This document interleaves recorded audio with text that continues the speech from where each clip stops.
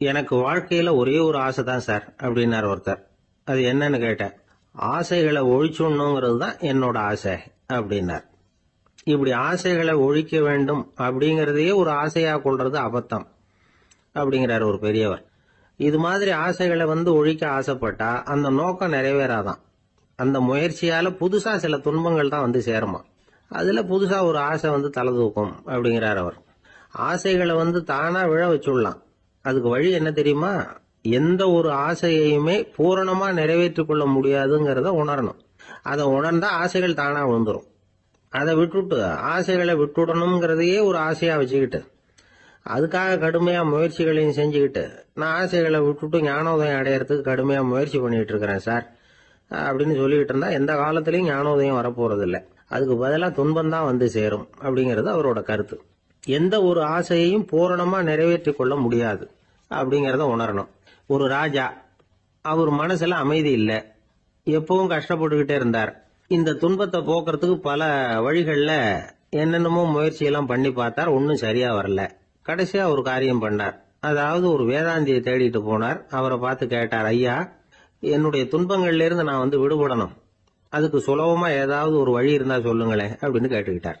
அதுக்கு அந்த வேதாந்தி சொன்னார், அதுக்கு ஒரு வழி சொல்றேன், அது மாதிரி செய்ய. அதாவது உன்னுடைய ராஜ்யத்துக்குள்ள போதுங்கிற மனசோட வாழற ஒருத்தனை கண்டுபிடிக்கணும். அப்படி கண்டுபிடிச்சு அவனுடைய சட்டையை வாங்கி நீ போட்டுக்கணும். அப்படி போட்டுக்கிட்டா உன்னுடைய துன்பம் தீர்ந்துரும் அப்படின்னார். உடனே ராஜாவுக்கு ரொம்ப மகிழ்ச்சி.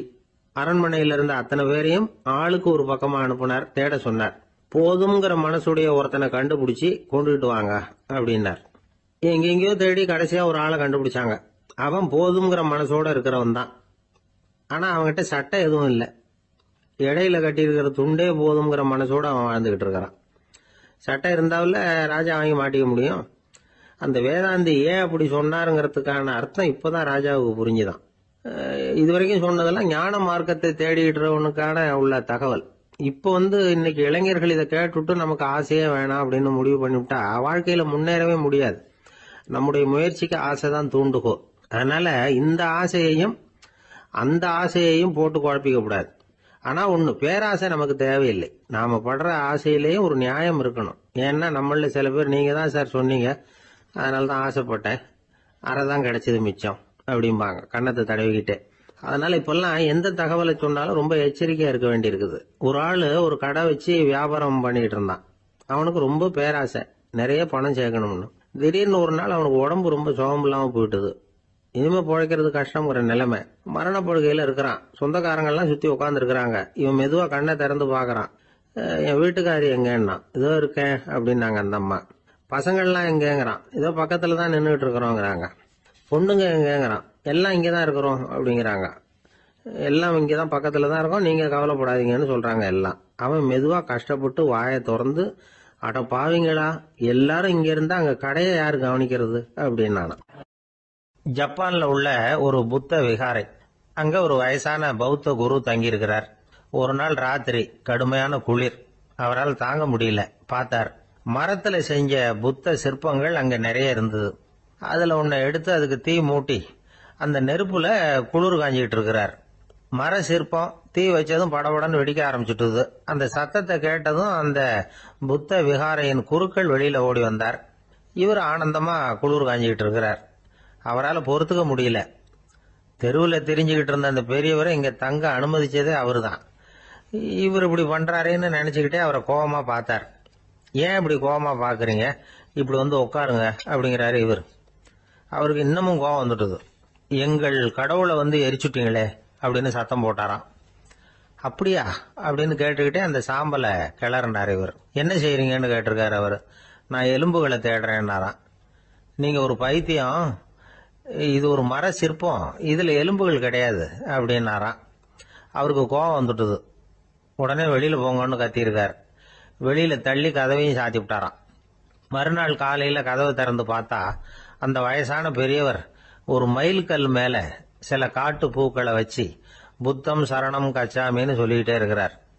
இவருக்கு சந்தேகமா போட்டுது. கிட்ட போனார். என்ன செஞ்சுட்டு இருக்கீங்கன்னு கேட்டார்.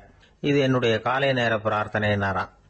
நிஜமாவே நீங்க ஒரு பைத்தியமா தான் இருக்கணும், ஏன்னா அது ஒரு மைல்கல் அப்படின்னாராம். இப்ப அந்த பெரியவர் சொன்னாராம், நீங்க ஒரு மரத்தை புத்தரா நினைக்கும் பொழுது நான் ஏன் ஒரு மைல்கல்ல புத்தரா நினைக்கக்கூடாது? நான் புத்தரை எரிக்கலாம், ஏன்னா அவரை நான் நேசிக்கிறேன். அந்த சிற்பம் மரத்தால் ஆனதுங்கிறது எனக்கு தெரியும். நான் ஒரு மைல்கல்ல தொழலாம், ஏன்னா அது எனது பூக்களை தாங்குது. நான் இந்த மைல்கல்லுக்குள்ள மறைஞ்சிருக்கிற புத்தரை பார்க்கிறேன். யாராவது ஒரு சிற்பி இதை சிலையாக்கினாதான் நீங்க புத்தரை பார்க்க முடியும். அன்னைக்கு ரொம்ப குளிரா இருந்தது. நான் எனக்குள்ள இருக்கிற புத்தரையும் பாதுகாக்கணும். உள்ளே இருக்கிற புத்தரை காப்பாத்துறதுக்காக வெளியில உள்ள புத்தரை எரிக்கலாம், அதுல ஒன்றும் தப்பு இல்லை. அது அவருடைய போதனையிலேயே இருக்கு. உனக்குள் ஜோதியாக இரு அப்படிங்கிறது அவருடைய போதனை. என்னுடைய புத்தர் குளிர்ல நடுங்கிட்டு இருந்தார். அந்த மர சிற்பங்கள் வெயில் மழையில உணர்ச்சி இல்லாம இருந்தது, அதனால அப்படி பண்ணினேன். ஆனா நீங்க என்ன பண்ணீங்க? நான் ஒரு மர புத்தரை எரிச்சதுக்காக உயிருள்ள புத்தரை வெளியில தள்ளி கதவை சாத்தினீங்க அப்படின்னாரா அந்த பெரியவர். உண்மையான பக்திங்கிறது இதுதான். அதாவது உனக்குள் ஜோதியாக இரு அப்படின்னு புத்தர் சொன்னார் இல்லையா, அது மாதிரி தனக்குள் ஜோதியாக இருக்கிற இந்த காலத்து ஆசாமிகள் நிறைய பேர் உண்டு. எப்பவும் போதையிலேயே இருக்கிறவங்க. ஒரு நாள் நடு ராத்திரி ஒரு மது கடையில ஒரு ஆள் அங்குள்ள சிப்பந்திகள் கிட்ட கேட்டுட்டு இருக்கிறான். மறுபடியும் இந்த கடை எப்போ திறப்பாங்கன்னு கேட்டானா. நாளைக்கு காலையில 8 மணிக்கு திறப்பாங்க அப்படின்னு நானா அங்க இருந்த ஆள். அவன் திருப்பி திருப்பி அதையே கேட்டுக்கிட்டு இருக்கான். இவனுக்கு பதில் சொல்லி சொல்லி அழுத்து போச்சு. அதான் சொல்றேன் ஐயா, நாளைக்கு காலையில வா அப்படின்னாங்களாம். அதுக்கு இவன், நான் வர்றதுக்காக கேட்கலையா, நேத்திக்கு வந்தவன் உள்ளேயே மாட்டிக்கிட்டேன், வெளியில போறதுக்காக கேட்டேன் அப்படின்னு. ஒரு ரயில் போய்கிட்டு இருக்கு. அதுல ஒரு பெரியவர் பிரயாணம் பண்ணிட்டு இருக்கிறார். எதிரில ஒரு பெரிய அதிகாரி, IAS ஆபீசர் உட்கார்ந்து இருக்கிறார். 2 பேருக்கும் முன்ன பின்ன அறிமுகம் இல்ல. அவர் வேற யாரோ, இவர் வேற யாரோ. ஒரே ரயில்ல பிரயாணம் பண்ணிட்டு இருக்கிறாங்க. அதுவும் எதிர்த்த இருக்கையில ஏதோ ஒரு நகரத்துல வண்டி நின்னுது. 2 பேரும் கீழே இறங்கினாங்க. பெரியவர் ஒரு ட்ரங்க் பெட்டியோட கீழே இறங்கினார். அந்த அதிகாரி கையில ஒரு சின்ன பெட்டி. அவர் அந்த சின்ன பெட்டியை கீழே வச்சுட்டு கூலி கூலின்னு கத்திக்கிட்டு இருந்தார். இந்த பெரியவர் பார்த்தார். ஐயா, இந்த பெட்டி மட்டும்தானா, இல்ல இன்னும் ஏதாவது இருக்குதா அப்படின்னு விசாரிச்சார். இப்ப அதிகாரி சொன்னாரு, இல்லைங்க இது மட்டும்தான் அப்படின்னு சொன்னார். இதுக்கு என்னத்துக்காக கூலி ஆள், நானே எடுத்துக்கிட்டு வரேனே, வாங்க அப்படின்னு சொல்லி அந்த பெட்டியை இந்த பெரியவர் கையில எடுத்துக்கிட்டாரு. எடுத்ததும் 2 பேரும் பேசிக்கிட்டே நடந்து வராங்க. இப்ப பெரியவர் சொன்னார், இப்ப உள்ள நாகரிகம் எப்படி இருக்குன்னா, சுமை கால் பணம், சும கூலி முக்கால் பணம் அப்படிங்கிற மாதிரி இருக்கு. பணத்தை வீணாக்கிறதோட இது கௌரவம்னு வேற நினைக்கிறாங்க அப்படின்னார். அவர் சொல்றது சரிதான். 10 ரூபாய் மதிப்புள்ள ஒரு சுமைய 30 ரூபா கொடுத்து தூக்கிட்டு போவோம். நாமே அதை தூக்கினா நமக்கு கௌரவ குறைச்சல் அப்படின்னு நினைப்போம். இதுதான் நம்ம நிலைமை. ஆனா அந்த பெரியவர் என்ன சொன்னார் தெரியுமா? நீங்க எங்க போகணுமோ அது வரைக்கும் நானே இதை எடுத்துட்டு வரேன் அப்படின்னார். அந்த அதிகாரி பக்கத்துல உள்ள ஒரு ஹோட்டல் வரைக்கும் போனார். பெரியவரும் அங்க கொண்டுட்டு போய் பெட்டியை வச்சார். உடனே அந்த பெரிய அதிகாரி அவருக்கு பணம் கொடுக்கறதுக்காக பர்ஸ் எடுத்தார். உடனே இவரு, ஐயா எனக்கு கூலி எதுவும் வேணாம், உங்களுக்கு சேவை செய்யறது என்னுடைய கடமை. நான் இந்த சேவையை செய்தது பணத்துக்காக இல்ல, அன்புக்காக அப்படின்னு சொல்லிவிட்டார். அதுக்கப்புறம் அவர் நன்றினார். 2 பேரும் பிரிஞ்சுட்டாங்க. இது முடிஞ்சது. அன்னைக்கு சாயந்தரம் அங்க ஒரு பெரிய கூட்டம் நடக்குது. இந்த அதிகாரியும் அந்த கூட்டத்துக்கு போறார். மக்கள் கூட்டம் ரொம்ப அதிகம். அதனால இந்த அதிகாரியும் ஒரு ஓரமா உட்காந்துக்கிட்டார். அப்புறம் கொஞ்ச நேரத்துல இந்த முக்கிய விருந்தினர் பேசுறதுக்காக வரார் மேடைக்கு. மேடையில இருந்த பெரியவங்க எல்லாம் எழுந்திருச்சு நின்று அவருக்கு மாலை போட்டு மரியாதை செய்யறாங்க. எங்கேயோ ஒரு மூலையில உட்கார்ந்து இருந்தாரு அதிகாரி. அவர் இதை கவனிச்சார். அவருக்கு ரொம்ப ஆச்சரியம், அதிர்ச்சி. ஏன்னா அங்க பேச வந்த முக்கிய விருந்தினர் வேற யாரும் இல்ல, இன்னைக்கு காலையில இவர் பெட்டியை தூக்கிட்டு வந்தாரு பெரியவர், அவர் தான். சரி, அந்த பெரியவர் யார் தெரியுமா? அவர் தான் ஈஸ்வர சந்திர வித்யாசாகர். கூட்டம் முடிஞ்சது. அதிகாரி அவரை தேடி ஓடினார். அவர் கைகளை முடிச்சுக்கிட்டார். ஐயா என்ன மன்னிச்சுருங்க அப்படின்னாரு. அப்புறம் சொன்னார், அகங்காரம்ங்கிற கெட்ட புத்தி தான் உண்மைய கண்கள்ல இருந்து மறைக்குது. அகங்காரம் தான் மனுஷனை அழிக்குது. நீங்க ரொம்ப பெரிய மனிதர், இருந்தாலும் மனிதத்தன்மையோட நடந்துக்கிறீங்க. இந்த அன்பு, தயவு, பொறுமை இதெல்லாம் இல்லைன்னா மனிதனாக இருக்கிறதுல என்ன பிரயோஜனம் அப்படின்னு சொல்லிவிட்டு அந்த அதிகாரி போனாராம். மனிதத்தன்மைன்னா என்ன அப்படிங்கிற கேள்விக்கு இந்த பெரியவர் ஒரு உதாரணம்.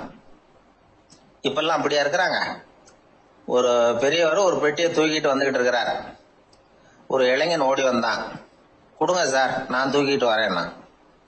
கொடுத்தார். வாங்கி தலையில வச்சுக்கிட்டான். அப்புறம் சொன்னான், அடுத்தவங்க சிரமப்படக்கூடாதுங்கிறது என்னுடைய கொள்கை அப்படின்னா. அது நல்லதுதான் அவரு. கடைசியில பெட்டியை கொடுத்தான். வாங்கிட்டு பரிசை திறந்தார் பணம் கொடுக்கறதுக்காக. வேணாங்க அப்படின்னு விட்டான் அந்த இளைஞன். ஏன்? நான் சொன்னேன் அடுத்தவங்க சிரமப்படக்கூடாதுங்கிறது என்னுடைய கொள்கைன்னு. அதனால உங்களுக்கு சிரமம் கொடுக்கக்கூடாதுங்கிறதுக்காக வரும்பொழுது நானே உங்க பரிசை எடுத்து வேணுங்கிற பணத்தை எடுத்துக்கிட்டு திருப்பி உங்க பாக்கெட்லயே போட்டுட்டேன் அப்படின்னா. இப்படி இருக்குது இந்த காலம்.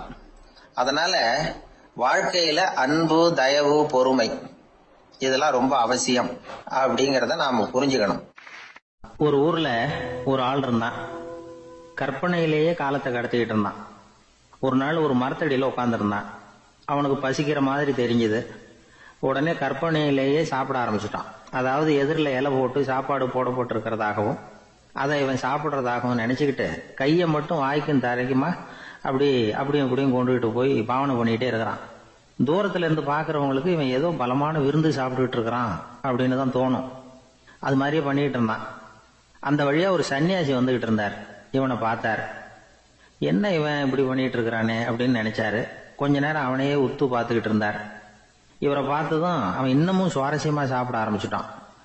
அப்பப்பா, என்ன இது, இந்த குழம்பு இவ்வளவு காரமா இருக்கு, என்னுடைய நாக்கே எரிஞ்சு போடும் போல இருக்கு அப்படின்னு சொல்லிட்டு பக்கத்துல ஒரு குவளையை எடுத்து தண்ணி குடிக்கிறது மாதிரி பாவனை பண்றான். அப்பாடா, இப்ப கொஞ்சம் பரவாயில்ல அப்படின்னு சொல்லிட்டு குவளையை கீழே வைக்கிறது மாதிரி ஒரு பாவனை பண்றான். சன்னியாசி பார்த்தார். என்னப்பா, சாப்பாட்டுல காரம் அதிகமோ அப்படின்னார். ஆமா சுவாமி, ஞாபகம் மறதியில் கொஞ்சம் மிளகாய் அதிகமா சேர்த்துக்கிட்டேன் அப்படின்னா. சரி சாப்பிடு அப்படின்னு சொல்லிட்டார். அவன் சாப்பிட்டு முடிக்கிற வரைக்கும் பொறுமையா உட்காந்துருந்தார். அவன் அப்பாடா அப்படின்னு சொல்லிட்டு மறுபடியும் தண்ணியை எடுத்து குடிச்சான். எல்லாம் கற்பனையிலேயே. அதுக்கப்புறம் சன்னியாசி பேச ஆரம்பிச்சார். இதை பாருப்பா, உன்னுடைய கற்பனையை நான் மெச்சுறேன். இருந்தாலும் உன் சாப்பாட்டுல ஒரு இனிப்பையும் வச்சிருக்கலாமே, ஏன் மிளகாய அளவுக்கு அதிகமா போட்டுட்டு அவஸ்தைப்படுறேன் அப்படின்னார். அவன் யோசிக்க ஆரம்பிச்சான். அதுக்கப்புறம் இவர் சொன்னார், இதை பாருப்பா, இனிமேல உன்னுடைய கற்பனையும் உயர்ந்ததாக இருக்கட்டும் அப்படின்னு உபதேசம் பண்ணிவிட்டு போனார். எப்பவும் உயர்வை பத்தியே சிந்திக்கணும். உயர்வு கிடைக்கலன்னா கூட அப்படி சிந்திக்கிறத நிறுத்தப்படாது அப்படிங்கிறார் திருவள்ளுவர். உள்ளுவது எல்லாம் உயர் உள்ளல், மற்ற அது தள்ளினும் தள்ளாமை நேர்த்து. ஊக்கம் இல்லாம உலகத்துல வாழ்ந்து பிரயோஜனம் இல்லை. அதனால உயர்வாவே சிந்திக்கணும். அது நம்மளை ஊக்கப்படுத்தும். இது பெரியோர் வாக்கு. இந்த உலகத்துல கற்பனையிலேயே வாழ்கிற சில கஞ்சர்களும் உண்டு. அதாவது 2 கஞ்சர்கள், 2 பேரும் பக்கத்து பக்கத்து ஊர்ல இருந்தாங்க. பொங்கல் சமயம் ஒரு கஞ்சன் தன்னுடைய மகனை கூப்பிட்டான். இதோ பாருப்பா, பக்கத்து ஊர்ல என்னுடைய நண்பன் ஒருத்தன் இருக்கிறான். அவனுக்கு பொங்கல் பரிசு ஏதாவது கொடுக்கணும். நான் ஒரு 4 ஆட்டுக்குட்டியை தரேன், நீ கொண்டுகிட்டு போய் கொடுத்துட்டு வந்து விடுறியா அப்படின்னு கேட்டான். சரி, நான் புள்ள ஒரு பைய கையில் எடுத்துக்கோன்னா. அவன் எடுத்துக்கிட்டான். இந்த ஆட்டுக்குட்டி பிடிச்சிக்கோ அப்படின்னு சொல்லி ஒவ்வொன்னா போடுறேன் பார் அப்படின்னு சொல்லிட்டு 1, 2, 3, 4 அப்படின்னு எண்ணிக்கிட்டே வெறும் சைகையாலேயே ஆட்டுக்குட்டியை பிடிச்சி போடுறது மாதிரி பாவனை பண்ணிட்டு இருக்கிறான். அவன் பிள்ளையும் அது ரொம்ப அக்கறையா வாங்கிக்கிறது மாதிரி வாங்கிக்கிட்டு அந்த பைய தூக்கிக்கிட்டு அடுத்த ஊருக்கு போறான். இவன் அங்க போய் சேர்ந்த நேரத்துல அந்த கஞ்சன் ஊர்ல இல்ல, எங்கேயோ வெளியில போயிருக்கிறான். அவனோட புள்ள மட்டும்தான் வீட்டுல இருந்தான். இவன் அவன்கிட்ட, இதை பாரு, எங்க அப்பா உங்க அப்பாவுக்கு ஆட்டுக்குட்டி கொடுத்து அனுப்பி இருக்கிறாரு, பிடிச்சிக்கோ அப்படின்னு சொல்லி பாவனையிலேயே ஒவ்வொன்னா எடுத்து அவன்கிட்ட கொடுத்துட்டான். அவனும் வாங்கிட்டான் வாங்கறது மாதிரி. அப்புறம் சொன்னான், சரிப்பா, நானும் பதிலுக்கு ஏதாவது ஒன்னுகிட்ட கொடுக்கணும் இல்லையா, அதனால அந்த பைய புடி, ஒரு 10 எலுமிச்சம்பழம் தரேன், பதிலுக்கு அதை நீ எடுத்துட்டு போ அப்படின்னு சொல்லி கையாலேயே ஒவ்வொன்னா எடுத்து போடுறது மாதிரி பாவனை பண்ணிவிட்டான். அவனும் ரொம்ப நன்றி அப்படின்னு சொல்லிவிட்டு அதை வாங்கிட்டு போயிட்டான். கொஞ்ச நேரம் கழிச்சு வெளியில போயிருந்த அப்பங்காரன் திரும்பி வந்தான். உள்ள சொன்னான், அப்பா, உன்னோட நண்பர் அவருடைய மகன் மூலமா உனக்கு 6 ஆட்டுக்குட்டி கொடுத்து அனுப்பியிருந்தார். நானும் பதிலுக்கு ஒரு 10 எலுமிச்சம்பழம் கொடுத்து அனுப்பியிருக்கிறேன் அப்படின்னா. எப்படிடா கொடுத்தேன்னு கேட்டார் அப்பா. இப்படிதான் கொடுத்தேன்னு சொல்லி சைகையிலேயே காட்டினான். இதை பார்த்ததும் அப்பங்காரனுக்கு பயங்கரமா கோபம் வந்துட்டுது. பலார்னு அரைஞ்சுட்டான் பையனு. ஏன்பா அரைஞ்ச? 10 எலுமிச்சம்பழம் கொடுத்துட்டேனே அப்படிங்கிறதுக்காகவா அப்படின்னு கேட்டான். அது கூட பரவாயில்ல, நீ காட்டுற சைகையை பார்த்தா ஆரஞ்சு பழம் சைஸுக்கு இருக்குதே, அவ்வளவு பெருசா ஏன் கொடுத்த? அதுதான் எனக்கு கோபம் அப்படி. ஒரு ஏரி ஓரமா 2 பசங்க நடந்து போயிட்டு இருக்கிறாங்க. அதுல ஒருத்தன் பணக்கார வீட்டு பையன், இன்னொருத்தன் ஏழை. இவங்க 2 பேரும் போயிட்டு இருக்கிறாங்க. வழியில ஒரு இடத்துல ஒரு ஜோடி செருப்பு இவங்க கண்ணுல படுது. ஒரு விவசாயி அந்த செருப்பை அங்க விட்டுட்டு பக்கத்துல இருந்த ஏரியில கை காலை கழுவிட்டு இருக்கிறார். உடனே அந்த பணக்கார பையனுக்கு ஒரு ஐடியா. அவன் சொன்னானா, டேய், இப்போ ஒரு வேடிக்கை செய்யலாம். அந்த செருப்பு 2ஐயும் தூக்கி எட்டத்துல வீசி எரிஞ்சிருவோம். அந்த ஆள் வந்து பார்த்துட்டு செருப்பை தேடி அல்லாடுவான், அங்கேயும் இங்கேயும் ஓடுவான், திரு திருன்னு முழிப்பான். அதை பார்த்து நாம ரசிக்கலாம், நல்ல தமாஷா இருக்கும் அப்படின்னு இருக்கான். இப்படி சொல்லிவிட்டு அந்த செருப்புகளை தூக்கத்துக்கு போனானா. கொஞ்சம் பொறு அப்படின்னானா அந்த ஏழை பையன். ஏன்னு கேட்டிருக்கான் அவன். இப்போ அந்த ஏழை பையன் சொன்னானா, நீ சொல்றது ஒன்றும் வேடிக்கை கிடையாது. உன்னோட செருப்பு தொலைஞ்சா உன் அப்பா உடனே உனக்கு வேற செருப்பு வாங்கி கொடுத்துருவார். ஆனா அந்த ஆளுக்கு இந்த செருப்பு தொலைஞ்சதுன்னா வேற புதுசா வாங்கறதுக்கு வாயையும் வயத்தையும் கட்டி பணத்தை சேர்க்க வேண்டியிருக்கும். அதனால நான் ஒரு வேடிக்கை சொல்றேன், அது மாதிரி செய், அது இன்னமும் தமாஷா இருக்கும் அப்படின்னானா. எப்படி அது சொல்லுன்னு இருக்கான் அவன். செருப்பு 2ம் அது இருக்கிற இடத்துலயே இருக்கட்டும். உன் சட்ட பையிலிருந்து ஒரே ஒரு ரூபாய் நாணயத்தை எடு. அதை அந்த செருப்பு மேல அதோட குதிகால் பகுதியில வச்சுட்டு நாம 2 பேரும் அந்த மரத்துக்கு பின்னாடி ஓடி போய் மறைஞ்சு நின்னுக்குவோம். அப்புறம் பாரு வேடிக்கைய அப்படின்னா. அதே மாதிரி ₹1 காசு செருப்பு மேல வச்சுட்டு இவங்க 2 பேரும் மறைஞ்சு நின்னுக்கிட்டாங்க. கொஞ்ச நேரத்துல அந்த விவசாயி வந்தார். காலில் உள்ள மண்ணை தட்டிவிட்டு செருப்பை மாட்டுறதுக்காக போனார். அங்கிருந்த காசு கண்ணுல போட்டுட்டுது. அவருக்கு ஆச்சரியமா போச்சு. அதை கையில எடுத்து பாக்குறார். 4 பக்கமும் திரும்பி திரும்பி பாக்குறார், யார் இதை வச்சிருப்பான்னு. கடைசியில ஆகாயத்தை பாக்குறார். ஆண்டவா, இது உன்னோட கருணை தான். நீ தான் யாரோ புண்ணியவான் மனசுல தர்மம் பண்ற எண்ணத்தை உண்டாக்கி இருக்கிற. அந்த புண்ணியவான் நல்லா இருக்கணும் அப்படின்னு வாழ்த்தி அந்த காசை கண்ணுல ஒத்திக்கிட்டாராம்.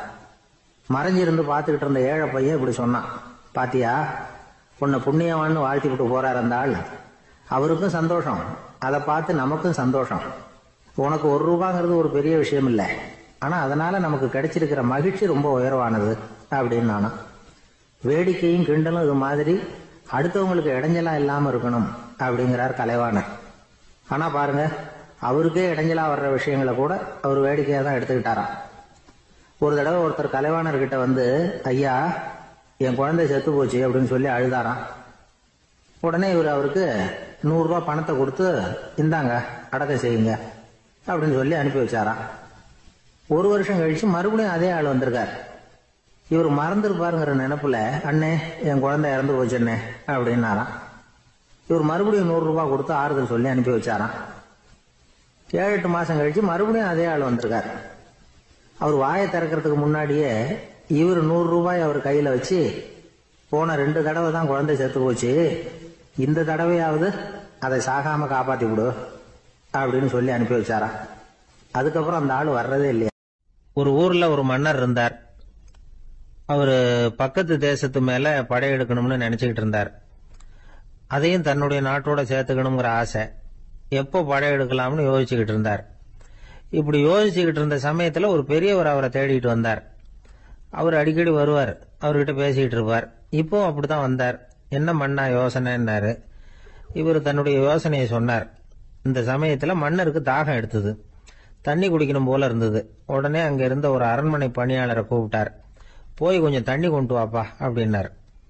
அந்த பணியாளர் போனார். ஒரு கோலையில தண்ணி கொண்டு வந்தார். ராஜா கிட்ட நீட்டினார். ராஜா அதை வாங்கி குடிக்கிறதுக்காக வாயிட்ட கொண்டுட்டு போனார். அந்த நேரம் பார்த்து, மன்னா கொஞ்சம் பொறுங்கன்னார் இந்த பெரியவர். ஆவலோட குடிக்க போன மன்னர் அப்படியே நிறுத்திக்கிட்டு பெரியவரை பார்த்தார். இப்ப அந்த பெரியவர் சொன்னார், மன்னா, இப்ப உங்களை விட வலிமை உள்ள ஒரு சக்தி உங்களுக்கு தண்ணி கொடுக்க மறுத்துடுதுன்னு வைங்க, உங்களை குடிக்க விடாம தடுத்துடுது அப்படின்னா, இப்ப இந்த ஒரு கோவள தண்ணீரை என்ன விலை கொடுத்து வாங்குவீங்க அப்படின்னு கேட்டார். இப்ப எனக்கு இருக்கிற தாகத்துக்கு என்னுடைய அரசாங்கத்துல பாதியையாவது கொடுத்து இந்த தண்ணியை வாங்கறதுக்கு தயங்க மாட்டேன்னார் அவர். சரி, இப்ப அந்த தண்ணியை குடிங்கன்னார் பெரியவர். மன்னர் ஆவலோடு அந்த தண்ணியை குடிச்சு முடிச்சார். அதுக்கப்புறம் கொஞ்ச நேரம் தன்னுடைய படையெடுப்பை பத்தி சொல்லிட்டு இருந்தார். கொஞ்ச நேரம் கழிச்சு மறுபடியும் இந்த பெரியவர் கேட்டார், மன்னா, இப்போ நீங்க ஒரு கோவள தண்ணீரை குடிச்சு முடிச்சுட்டீங்க. இப்ப அந்த தண்ணீர் உங்க உடம்ப விட்டு வெளியில வரக்கூடிய பாதை அடப்பட்டு போச்சு அப்படின்னு வச்சுங்க. அதை வெளியேற்றுவதற்காக நீங்க எவ்வளவு செலவழிப்பீங்க அப்படின்னு கேட்டார். மன்னர் யோசனை பண்ணார். அப்படி ஒரு நிலைமை ஏற்பட்டு போச்சுன்னா என்னுடைய அரசாங்கம் பூராவையும் அதுக்கு ஈடா தர்றதுக்கு கூட தயங்க மாட்டேன்னார். இப்ப அந்த பெரியவர் சொன்னார், எந்த அரசாங்கத்தின் மதிப்பு ஒரு கோவள தண்ணீர் அளவுக்கு கூட இல்லையோ அந்த அரசாங்கத்தை அடையணுங்கிற பேராசையில மனிதர்கள் தங்களுடைய சகோதரர்கள் கூடவே சண்டை போட்டுக்கிறாங்களே, அதுல ஏதாவது அர்த்தம் இருக்குதா அப்படின்னாராம். மன்னருக்கு இப்பதான் அர்த்தம் புரிஞ்சுதான். மனசுல தெளிவு உண்டாச்சு. தன் மனசுக்குள்ள உண்டான வெறிய விரட்டி அடிச்சு விட்டார். அதுக்கப்புறம் நிம்மதியா ஆட்சி புரிஞ்சார். இப்படி ஒரு கதை. உயிருக்கு என்ன விலை கொஞ்சம் யோசனை பண்ணி பாருங்க. ஆனா அது இப்ப எவ்வளவு மலிவா போயிட்டுது, அதையும் யோசனை பண்ணி பாருங்களேன். ஆசை பேராசையா மாறுது, அப்புறம் அது வெறியா ஆகுது, அதுக்கப்புறம் பைத்தியம் முடியுது. இந்த காலத்து மனிதர்களுக்கு 2 விதமான பைத்தியம் பிடிச்சிருக்கிறதாக ஒரு பெரியவர் சொல்றார். ஒன்னு பணம், இன்னொன்னு அதிகாரம். இதெல்லாம் எவ்வளவு காலத்துக்கு நீடிக்கும்? ஒரு சர்வாதிகார நாட்டுல 3 பேர் ஜெயில இருட்டு அறையில பேசிட்டு இருக்கிறாங்க. நீ எப்படி இந்த ஜெயிலுக்கு வந்த அப்படின்னு ஒருத்தர் கேட்டாராம். இந்த நாட்டு ராஜாவை ஆதரிச்சு நான் பிரச்சாரம் பண்ணினேன், அதனால கூட்டத்துல தகராறு வந்துட்டுது, கலவரமா போச்சு, அதுக்கு நான் தான் காரணம்னு அரெஸ்ட் பண்ணி இங்க கொண்டாந்து போட்டாங்க அப்படின்னாராம் அவரு. சரி, நீ எப்படி இங்க வந்த அப்படின்னு இன்னொருத்தரை பார்த்து கேட்டிருக்கார். நான் இந்த நாட்டு ராஜாவை எதிர்த்து பிரச்சாரம் பண்ணேன், அதனால கலவரம், அரெஸ்ட் பண்ணி கொண்டாந்து போட்டாங்கன்னார். சரிப்பா, நீ எப்படி அங்க வந்த அப்படின்னு 3வது ஆளை பார்த்து இவங்க கேட்டாங்களாம்.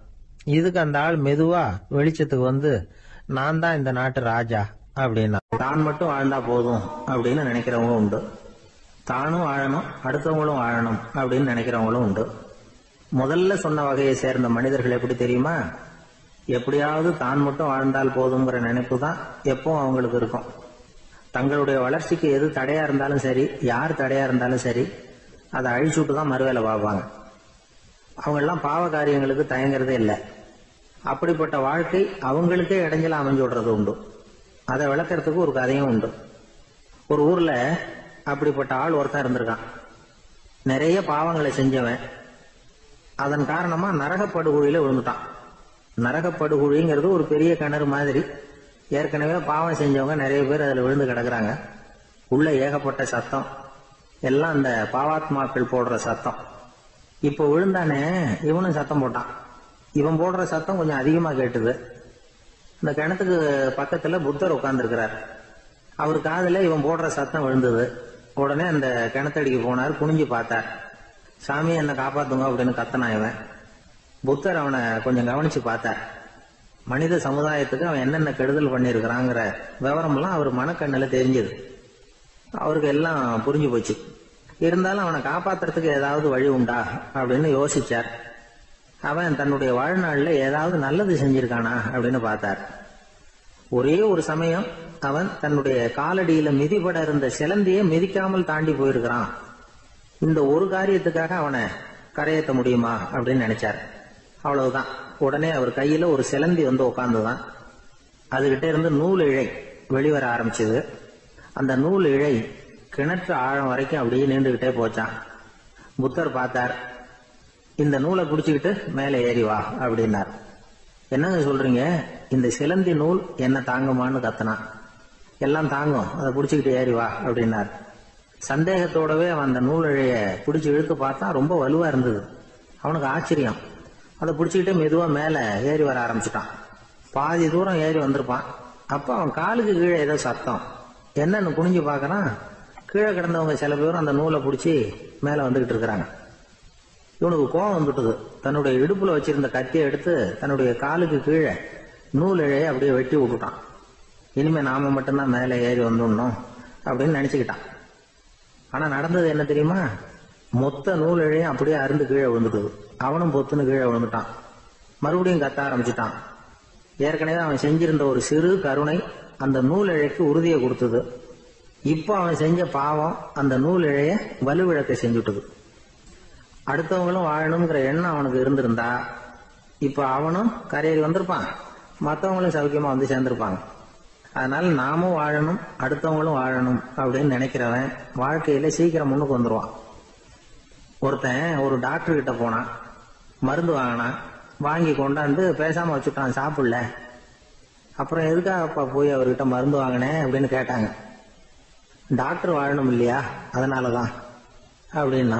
அவர் கொடுத்த மருந்து நீ ஏன் சாப்பிடல அப்புறம் அப்படின்னு கேட்டாங்க. நான் வாழணும் இல்லையா, அதுக்காக தான் அப்படின்னா. ஒரு பெரிய தத்துவ சிந்தனையாளர் இருந்தார், சுவாங்சு அப்படின்னு பேரு. அவருடைய மனைவி ஒரு நாள் திடீர்னு காலமாயிட்டாங்க. ஐயோ பாவம், அவர் ரொம்ப வருத்தப்படுவார், போய் ஆறுதலா 4 வார்த்தை பேசிவிட்டு வரலாம் அப்படின்னு நினைச்சுக்கிட்டு நிறைய பேர் அவரை தேடிட்டு வந்தாங்களாம். வந்தவங்களுக்கு ஆச்சரியம், ஏன்னா இவர் வருத்தப்பட்டுக்கிட்டு இருப்பார் அப்படின்னு தானே எதிர்பார்த்தாங்க. அப்படி இல்லை, தாளம் போட்டுக்கிட்டு உட்காந்துருக்கிறார், தாளத்துக்கு தகுந்த மாதிரி பாட்டு வேற பாடிக்கிட்டு இருக்கிறார். என்ன மனுஷன் அவரு, கொஞ்சம் கூட கவலை இல்லாம இப்படி இருக்கிறாரு அப்படின்னு நினைச்சாங்க. ஒருத்தர் துணிஞ்சு அவர்கிட்ட கேட்டுட்டார், என்னங்க இது இப்படி அப்படின்னு. அதுக்கு அவர் என்ன சொன்னார் தெரியுமா? இதை பாருங்க, என்னுடைய மனைவி பிறக்கிறதுக்கு முன்னாடி அவளுக்கு உயிரும் கிடையாது, உடலும் கிடையாது. அதுக்கு பிறகுதான் உயிர் வந்தது, உடல் வந்தது, அந்த உருவம் வந்தது. இப்ப என்ன ஆச்சு, அந்த உருவமும் உயிரும் போயிட்டுது, அவ்வளவுதானே. வந்தது போயிட்டுது. இளவேனில் காலம், இலையுதிர் காலம், பனிக்காலம், இப்படி பருவங்கள் வந்து மாறி மாறி வருது இல்லையா? அது மாதிரி பிறப்பும் இறப்பும் மாறி மாறி வருது, இது இயற்கை. இதுக்காக அழுதா அது எப்படி அப்படின்னாராம். ஞான தெளிவு அடைஞ்சவங்களுக்கு எல்லாமே சுகம்தான். திருவள்ளுவரும் அதைத்தான் சொல்றார், உறங்குவது போலும் சாக்காடு, உறங்கி விழிப்பது போலும் பிறப்பு. தூங்கறதுக்கெல்லாம் நாம வருத்தப்பட்டுக்கிட்ட இருக்கிறோமா? இன்னைக்கு தூங்க வேண்டியிருக்குதே, இன்னும் கொஞ்சம் நேரத்தில் நான் தூங்க வேண்டியிருக்கு அப்படின்னு சொல்லி யாராவது அழுதுகிட்டு இருப்பாங்களா? அதனால் இந்த உலக வாழ்க்கையினுடைய இயல்பை வந்து யதார்த்தத்தை நாம தெளிவாக புரிஞ்சுக்கணும். அப்படி புரிஞ்சுக்கிட்டா நாம கவலை இல்லாமல் வாழ முடியும். ஒரு வயசான தாத்தா பாட்டி 60 வருஷத்துக்கு முன்னாடி அவங்களுக்கு கல்யாணம் ஆச்சு, ஒன்னாவே வாழ்ந்தாங்க, ஒன்னாவே இறந்து போனாங்க. இப்போ அவங்க 2 பேரும் சொர்க்கத்துக்கு போய் சேர்ந்தாங்க. அங்கே எல்லா வசதியும் இருந்தது. ஒரு பெரிய பங்களாவே இவங்களுக்கு ஒதுக்கி கொடுத்தாங்களாம். இதுக்கு எவ்வளவு வாடகைன்னு கேட்டார் தாத்தா. வாடகையெல்லாம் கிடையாது, இலவசம் அப்படின்னார் அங்க இருந்தவர். அந்த வீட்டுக்கு பின்னாடி ஒரு பெரிய புல்வெளி இருந்தது. இதுல விளையாட ஏதாவது கட்டணம் உண்டான்னு கேட்டிருக்காரு தாத்தா. அதெல்லாம் ஒண்ணும் கிடையாது, பணம்லாம் கட்ட வேண்டியதில்லை அப்படின்னாரு அவரு. பக்கத்துல ஹோட்டல் மாதிரி ஒரு பெரிய கட்டடம், உள்ள சாப்பாட்டு மேஜைகள், அது மேல விதவிதமான பலகாரங்கள். சாப்பாட்டுக்கெல்லாம் எவ்வளவு அப்படின்னு விசாரிச்சாராம் தாத்தா. அதுதான் சொன்னேனே, இங்க எல்லாமே இலவசம்தான், எது வேணும்னாலும் சாப்பிடலாம், எவ்வளவு வேணும்னாலும் சாப்பிடலாம் அப்படின்னாராம். நீங்க சொல்றீங்க அப்படி, ஆனா நான் வந்து சர்க்கரை சேர்த்துக்க கூடாது, உப்பு சேர்த்துக்க கூடாது, பாட்டி கையால எப்பவும் பத்திய சாப்பாடு தான் அப்படின்னாராம் தாத்தா. இதை பாருங்க, இங்க உங்களுக்கு அந்த கவலையும் வேண்டியதில்லை. இங்க நீங்க ஸ்வீட்டு சாப்பிடலாம், காரம் சாப்பிடலாம், உங்களுக்கு எந்த நோயும் வராது அப்படின்னாராம் அங்க சொர்க்கத்துல இருந்தவர். இதை கேட்ட உடனே அந்த தாத்தா பக்கத்துல நின்ன பாட்டியை பார்த்து கத்தினாராம், அடி பாவி, எல்லாத்தையும் கெடுத்துட்டிய, நீ எனக்கு பத்திய சாப்பாடு போடாம கண்டதை திங்க விட்டுருந்தா 10 வருஷத்துக்கு முன்னாடியே நான் இங்க வந்து சேர்ந்திருப்பேனே அப்படின்னாராம். ராமகிருஷ்ணர் வாழ்ந்த காலத்துல நடந்த ஒரு நிகழ்ச்சி இது. அப்போ ஒரு ஓவியர் இருந்தாராம்.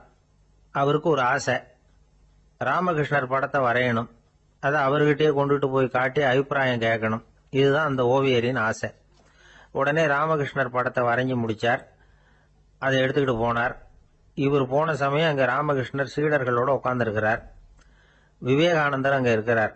இந்த ஓவியர் கொண்டுகிட்டு போய் தான் வரைந்த ஓவியத்தை அவர்கிட்ட காட்டினார்.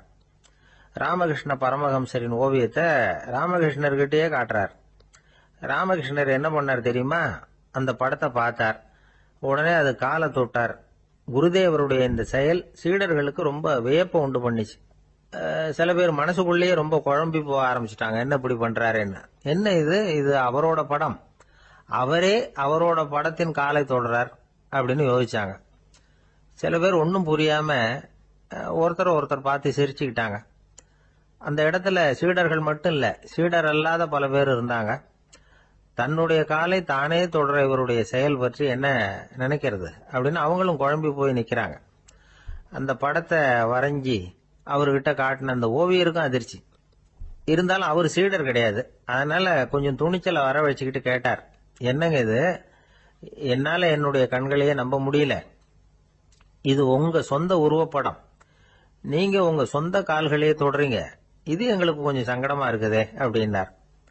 ராமகிருஷ்ணரின் கண்கள்ல ஆனந்த கண்ணீர் வழிஞ்சுதான். அவர் சொன்னாராம், இது என்னோட படம்ங்கிறது எனக்கு தெரியும், ஆனா இது என்னோட படம்ங்கிறதுனால நான் இதோட காலை தொடல.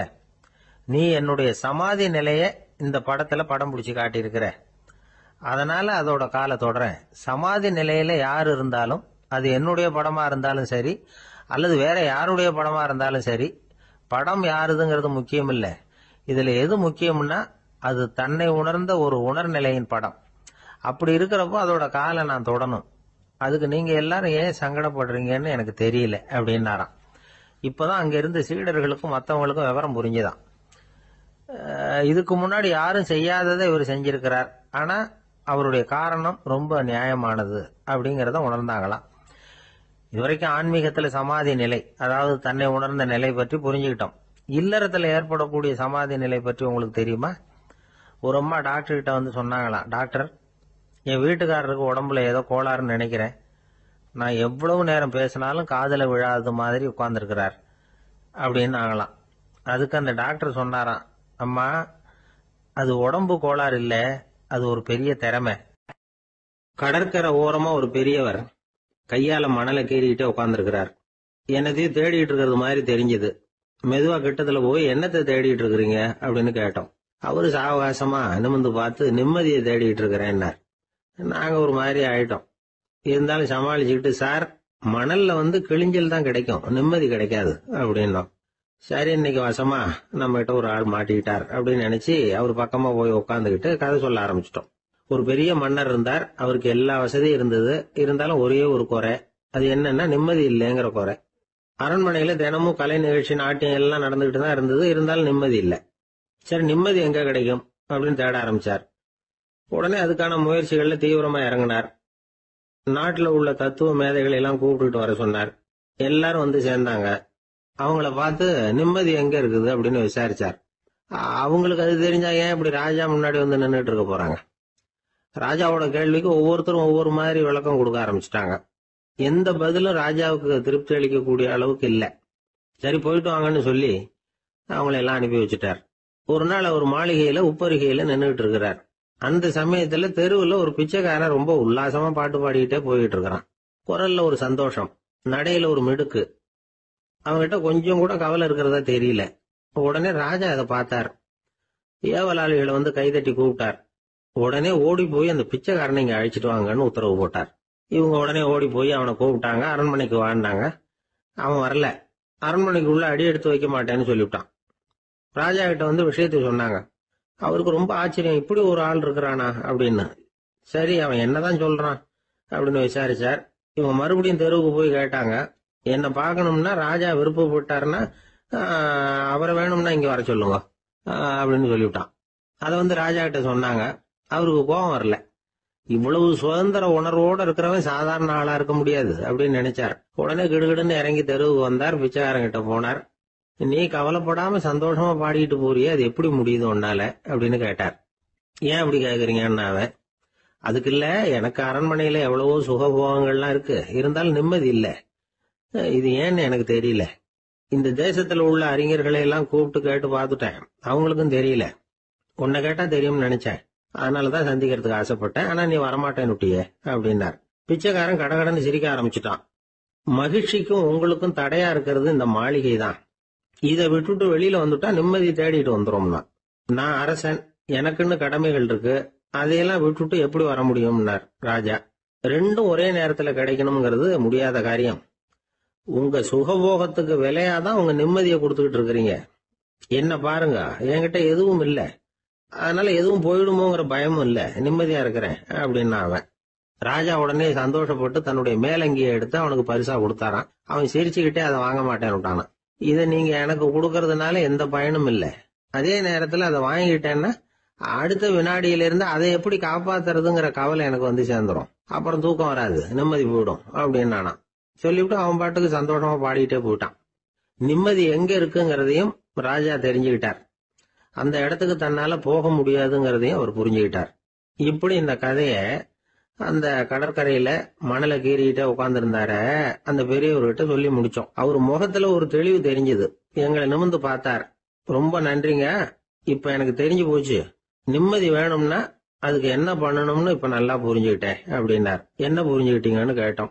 இனிமே இந்த பக்கம் வந்தா உங்க கண்ணுல படாத இடமா பார்த்து உட்காரணும்னு புரிஞ்சுக்கிட்டேன் அப்படின்னார். ஒரு பெரிய நினைவு மண்டபம், அதுக்கு முன்னாடி ஒரு அப்பாவும் பிள்ளையும் நின்றுட்டு இருக்கிறாங்க. அந்த வழியா போறவங்க வர்றவங்க எல்லாம் அந்த இடத்துல நின்று அது என்ன மண்டபம் அப்படின்னு விசாரிக்க ஆரம்பிச்சாங்க. அந்த அப்பாவும் பிள்ளையும் தான் வர்றவங்களுக்கெல்லாம் விவரம் சொல்லிட்டு இருக்கிறாங்க. அதாவது இந்த இடத்துல ஒரு பெரிய மகான் சமாதி ஆயிருக்கார், அவர் சமாதியான இடத்துல இந்த நினைவு மண்டபத்தை கட்டியிருக்கிறோம் அப்படின்னாங்க. ஊர் பூரா இந்த செய்தி பரவிச்சு. நிறைய பேர் அந்த இடத்தை தேடி வர ஆரம்பிச்சாங்க. இங்க வந்து கொஞ்ச நேரம் உட்காந்துட்டு போனா மனசுக்கு ஒரு நிம்மதி கிடைக்குது அப்படின்னாங்க. அங்க இருந்த உண்டியல்ல நிறைய காசு போட்டுட்டு போறாங்க. பணம் கிடுகிடுன்னு நிறைய சேர ஆரம்பிச்சுட்டுது. பணம் நிறைய சேர்ந்த உடனே அந்த அப்பாவுக்கும் பிள்ளைக்கும் தகராறு வந்துட்டுது. பணம் சேர்ந்தாலே சொத்து தகராறு வரத்தானே செய்யும், அது மாதிரி வந்துட்டுது. பையன் அடிக்கடி நிறைய பணம் கேட்க ஆரம்பிச்சான். அப்பா பார்த்தார், யோசனை பண்ணார், ஒரு முடிவுக்கு வந்தார். ஒரு நாள் பையனை கூப்பிட்டார். இதை பாருப்பா, நமக்குள்ள தகராறு வேணாம். அப்பாவும் பிள்ளையும் இப்படி சண்டை போட்டுக்கிட்டா பாக்குறவங்க தப்பா நினைப்பாங்க. அதனால நமக்குள்ள சமரசமா இதை தீர்த்துக்குவோம், என்ன சொல்ற அப்படின்னார் அப்பா. சரின்னு நான் பையன். உடனே அந்த அப்பா என்ன பண்ணார் தெரியுமா, மகன் கிட்ட கொஞ்சம் பணத்தை கொடுத்தார். தன்கிட்ட இருந்த ஒரு கழுதையையும் கொடுத்தார். இதை வச்சு நீ பொழைச்சிக்கோ அப்படின்னு சொல்லி அனுப்பி வச்சுட்டார். மகன் அந்த கழுதையை இழுத்துக்கிட்டு அடுத்த ஊருக்கு போனான். வழியிலேயே அந்த கழுதை செத்து போச்சு. உடனே என்ன பண்ணலாம்னு யோசனை பண்ணான். ஒரு ஐடியா வந்தது. அந்த கழுதைய ஒரு சாலை ஓரமா புதைச்சான். கையில் இருந்த பணத்தை வச்சு அந்த இடத்துல ஒரு கல் மண்டபம் கட்டினான். அந்த வழியா 2 பேர் வந்தாங்க. இது என்ன மண்டபம்னு விசாரிச்சாங்க. இந்த இடத்துல ஒரு பெரிய மகான் சமாதி ஆயிருக்கிறார் அப்படின்னா. இந்த செய்தி ஊர் பூரா பரவ ஆரம்பிச்சுட்டுது. நிறைய பேர் வந்து போக ஆரம்பிச்சாங்க. இங்க வந்தா மனசுக்கு ஒரு பெரிய நிம்மதி கிடைக்குது அப்படின்னு வேற சொல்ல ஆரம்பிச்சாங்க. வர வர கூட்டம் அதிகமா வர ஆரம்பிச்சுட்டுது. உண்டியல்ல பணம் நிறைய சேர்ந்துட்டுது. நகையெல்லாம் கூட கழட்டி காணிக்கையா போட ஆரம்பிச்சுட்டாங்க. அப்பாவை விட மகன் பெரிய ஆளாயிட்டான். இதை கேள்விப்பட்டார் அப்பா. பையனை பார்த்துட்டு வரலாம்னு ஒரு நாள் புறப்பட்டு வந்தார். பையன் ஓஹோன்னு இருக்கிறான். பங்களா, காரு எல்லாம் வந்துட்டுது. எப்படிடா இந்த அளவுக்கு ஆனே அப்படின்னு விசாரிச்சார். அப்பா, எல்லாம் உங்க ஆசீர்வாதம் தான். நீங்க கொடுத்த மூலதனத்தை வச்சுதான் இவ்வளவும் சம்பாதிச்சேன் அப்படின்னு நான் பையன். அது எப்படிறான்னு விசாரிச்சார். அப்பா, நீங்க ஒரு கழுத குட்டியும் கொஞ்சம் பணமும் என்கிட்ட கொடுத்து அனுப்பி வச்சிங்க. அதை எடுத்துக்கிட்டு வந்தேன். வர்ற வழியில அந்த கழுதை செத்து போச்சு. உடனே யோசனை பண்ணேன். அந்த கழுதையை இந்த இடத்துல புதைச்சேன். கையில் இருந்த பணத்தை வச்சு மண்டபம் கட்டினேன். மகான் ஒருத்தர் சமாதி ஆயிருக்கார் அப்படின்னு வதந்தியை கிளப்பி விட்டேன். ஜனங்கள்லாம் ஏமாந்து போய் காசை கொண்டாந்து போட ஆரம்பிச்சிட்டாங்க. நான் பொழைச்சிக்கிட்டு இருக்கிறேன் அப்படின்னா. இப்போதான்டா நீ என் புள்ள அப்படின்னு சொல்லி சந்தோஷப்பட்டாரான் அந்த அப்பா. ஏன் அப்படி சொல்றீங்கன்னு கேட்டிருக்கான் பையன். கழுத குட்டியை புதைச்சி மண்டபம் கட்டியிருக்கிற நீ, ஏற்கனவே நம்ம ஊர்ல நாம கட்டியிருக்கிறோமே மண்டபம், அது இந்த கழுதையோட அம்மாவை புதைச்ச இடம்.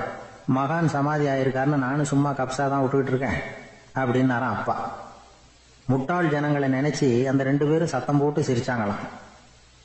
மனுஷன் ஏமாத்துறது ரொம்ப சுலபம். என் கூட படிச்ச ஒருத்தன் திடீர்னு ஒரு நாள் எல்லாருக்கும் அருள் வாக்கு சொல்ல ஆரம்பிச்சுட்டான். அவன் ஒரு ஆபீஸ்லயும் வேலை பார்க்கறான். ஆபீஸ்ல உள்ளவங்க எல்லாம் அவங்ககிட்ட வந்து அருள் வாக்கு கேட்கறது வழக்கம். ஒரு நாள் நான் அவன் முன்னாடி போய் உட்காந்து பேசிக்கிட்டு இருந்தேன். அப்போ அதே ஆபீஸ்ல வேலை பார்க்குற ஒருத்தர் அவங்ககிட்ட வந்து, சுவாமி, என் மேஜையில வச்சிருந்த பேனா திடீர்னு காணாம போட்டுது, அது திரும்ப கிடைக்குமா எனக்கு அப்படின்னு கேட்டார். இவன் கண்ணை உருட்டி பார்த்துட்டு, அது உனக்கு கிடைக்காது, புதுசா வேற ஒன்று வாங்கிக்கப்போ அப்படின்னா. சரின்னு அவர் போயிட்டார்.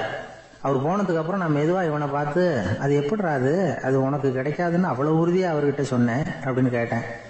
இவன் மெதுவா என் காதுகிட்ட வந்து, அந்த பேனாவை கிளப்புனதே நான் தான் அப்படிங்கிறான். ஒரு ரயில் வேகமா போயிட்டு இருக்கு. அது ஒரு ரயில்வே ஸ்டேஷன்ல கொஞ்ச நேரம் நின்னுது. அப்போ அதுல ஒரு ஆள் ஏறினார். தலையில ஒரு மூட்டையை வச்சிருந்தார். மூட்டையை தலையில சுமந்துகிட்டே உள்ள வந்தாரு. மூட்டையை தலையில சுமந்துகிட்டே ஒரு இடத்துல உட்கார்ந்தார். ரயில் மறுபடியும் புறப்பட்டது. இவர் தன் தலையில இருந்த மூட்டைய கீழே இறக்கி வைக்கணும்ல, வைக்கல, சுமந்துகிட்டே வர்றார். எதிரில் உட்கார்ந்துருந்தவர் கேட்டார், ஏங்க ஏன் இப்படியே உட்கார்ந்து இருக்கிறீங்க தலையில மூட்டையை வச்சுக்கிட்டு, மூட்டையை கீழே இறக்கி வைக்கலாமே அப்படின்னார். வேணாங்க, பாவம், தலையில இருக்கிற மூட்டையை இறக்கி ரயில்ல வச்சா ரயிலுக்கு பாரம் அதிகமா இருக்கும் அப்படின்னார் அவரு. இப்படி ஒரு ஆளை பார்த்தா நமக்கு சிரிப்பு தான் வரும். ஏன்னா ரயில்ங்கிறது அந்த மூட்டையையும் சேர்த்து சுமந்துக்கிட்டு தான் போகுது. அவன் அந்த மூட்டையை தலையில வச்சிருந்தாலும் ஒண்ணுதான், தரையில வச்சிருந்தாலும் ஒண்ணுதான். அதனால ரயிலுக்கு எந்த மாற்றமும் ஏற்பட போறதில்லை. அதே மாதிரி தான் நம்ம மனமும். இதுவும் ஒரு தேவையில்லாத சுமை, அனாவசியமா சுமந்துகிட்டு இருக்கிறோம். இத கீழே இறக்கி வச்சுட்டா வாழ்க்கை பிரயாணம் சுகமா இருக்கும். ரயில் பிரயாணம் பண்ற அந்த ஆள் மூட்டையை சுமக்கிறான், வாழ்க்கை பிரயாணம் பண்ற நாம மனசை சுமக்கிறோம். இது ரெண்டுக்கும் எந்த வித்தியாசமும் இல்லை. மனசை கீழே இறக்கி வச்சுட்டா பாரம் இல்லாமல் வாழலாம், பறவைகள் மாதிரி பறக்கலாம், குழந்தைகள் மாதிரி கள்ளங்கபடம் இல்லாம வாழலாம். இந்த வெளி உலகத்துல நாம நிலை பெற்று இருக்கணும், வேரூன்றி இருக்கணும். அதே சமயம் நம்முடைய உள்வெளியில ஆன்மீக வாழ்க்கையில பாரம் இல்லாம இருக்கணும். அப்போ பறக்கணும், நதியை போல ஓடணும், மிதக்கணும். பயணம் சுகமா இருக்கும், களைப்பு தெரியாது, கவலை தெரியாது. ஒரு சீடன் போதி தர்மரை நாடி வந்தான். குருவே, நீங்கள் என்ன வெறுமையாக இருக்க சொன்னீங்க, நான் இப்ப மறுபடியும் வெறுமையானவன் ஆகிட்டேன், அதனால இப்ப என்ன செய்ய சொல்றீங்க என்ன அப்படின்னு சொல்லி நின்னான். உடனே அந்த குரு பக்கத்துல இருந்த ஒரு குச்சியை எடுத்து அவன் தலையில அடிச்சு, போய் அந்த வெற்றுத்தன்மையையும் வீசி எறிந்து விட்டு வா அப்படின்னார். நான் இப்போ காலியா இருக்கிறேன்னு ஒருத்தன் சொல்றான்னு வச்சுங்க, அது உண்மை இல்லை. ஏன்னா இன்னமும் அதுல நான்கிற எண்ணம் இருக்குது. எந்த சிந்தனையும் இல்லாம இருக்கிறது கடினம் தான். ஆனாலும் மனிதன் அதுல உள்ள நுட்பத்தை புரிஞ்சுக்கிட்டான்னா இவ்வளவு தூரம் தூக்கி சுமந்துக்கிட்டு வந்த அந்த மனதின் முட்டாள்தனத்தை அவனே பார்த்துட்டு சிரிப்பான். இதுதான் பெரியவங்க சொல்லி இருக்கிற ஆலோசனை. நம்மால் ஒருத்தன் தலையில ஒரு பெரிய மூங்கில் கூடையோட ரயில்ல உட்கார்ந்தான். கூடை தலையில இருந்தது, கீழே இறக்கி வைக்கல. எதிரில் இருந்தவர் கேட்டார், ஏங்க எதுக்காக அதை அனாவசியமா சுமந்துகிட்டே இருக்கீங்க, கீழே இறக்கி வைங்களேன்னார். இல்லைங்க, நான் வீட்டை விட்டு புறப்படும் பொழுதே என் பையன் சொல்லிவிட்டான், கூடைய தலையை விட்டு இறக்கப்படாதுன்னு அப்படின்னார். அவன் சின்ன பையன், விவரம் இல்லாம சொல்லியிருப்பான். இப்ப என்ன நேர்ல வந்தா பாத்துக்கிட்டு இருக்கிறான், நீங்க இறக்கி வைங்கன்னார் அவர். அவன் நேர்ல பாத்துக்கிட்டு இல்ல, இருந்தாலும் நான் இந்த கூடையை கீழே இறக்கி வச்சா அது அவனுக்கு தெரிஞ்சிரும் அப்படின்னாரு இவரு. அது எப்படின்னாரு அவர். அவன் தனக்கு டிக்கெட் வாங்க வேணாம்னு சொல்லி இப்ப இந்த கூடைக்குள்ளதான் உட்கார்ந்துருக்கிறான் அப்படின்னு. நம்மள மாதிரி ஒரு ஆசாமி அவன் நம்மள மாதிரியே கற்பனை பண்ணான். அதாவது நாம தான் இந்த உலகத்துல ரொம்பவும் கஷ்டப்படுறோம், மற்றவங்க எல்லாம் சந்தோஷமா இருக்கிறாங்க அப்படின்னு அவன் நினைச்சுக்கிட்டான். அவன் ஒரு நாள் கடவுளை வேண்டிக்கிட்டானா, சுவாமி, இந்த உலகத்துல எவ்வளவோ பேர் இருக்கிறாங்க, ஒவ்வொருத்தருக்கும் ஒவ்வொரு விதமான கஷ்டம் இருக்கலாம், ஒத்துக்கிறேன். இருந்தாலும் எனக்கு அது கொஞ்சம் அதிகமா இருக்கிறது மாதிரி தெரியுது. அதனால நீங்க எனக்காக ஒரு சின்ன உதவி செஞ்சா போதும். அது வேற ஒண்ணும் இல்ல, என்கிட்ட இருக்கிற துயரங்களை இன்னொருத்தர் யாருகிட்டயாவது கொடுத்துருங்க, அவர்கிட்ட இருக்கிற துயரங்களை என்கிட்ட மாத்தி கொடுத்துருங்க. ஒரு மியூச்சுவல் டிரான்ஸ்பர், அவ்வளவுதான். அப்படி பண்ணிவிட்டா போதும் அப்படின்னு வேண்டிக்கிட்டானான். அன்னைக்கு ராத்திரியே அவன் ஒரு கனவு கண்டிருக்கான். வானத்தில இருந்து ஒரு குரல் கேட்டிருக்கு. அது என்ன சொல்லிச்சு தெரியுமா? ஏ ஜனங்களே, எல்லாரும் அவங்க கஷ்டங்களை ஒரு பையில போட்டு எடுத்துக்குங்க. அப்படி எடுத்துக்கிட்டு நேரா இந்த ஊர் எல்லையில இருக்கிற கோயிலுக்கு சேருங்க அப்படின்னு அந்த குரல். ஆஹா, கடவுள் நம்ம பிரார்த்தனைக்கு செவி சாய்ச்சுட்டார் அப்படின்னு சந்தோஷப்பட்டான் இவன். உடனே என்ன பண்ணான், தன்கிட்ட இருந்த கஷ்டத்தையெல்லாம் ஒரு சாக்கு பையில போட்டு எடுத்துக்கிட்டான். வீட்டை விட்டு வெளியில வந்தான். தெருவில் இறங்கி நடக்கிறான். அங்க பார்த்தா ஏகப்பட்ட பேர் ஆளுக்கு ஒரு பைய தூக்கிக்கிட்டு கோயிலுக்கு போயிட்டு இருக்கிறாங்க. சில பேர் மூட்டையா கட்டி தலையில சுமந்துக்கிட்டு போயிட்டு இருக்கிறாங்க. இவன் பார்த்தான். இவனுக்கு ரொம்ப ஆச்சரியமா இருந்தது. ஏன்னா எல்லாரும் வச்சிருக்கிற பை இவன் பைய விட பெருசா இருந்தது.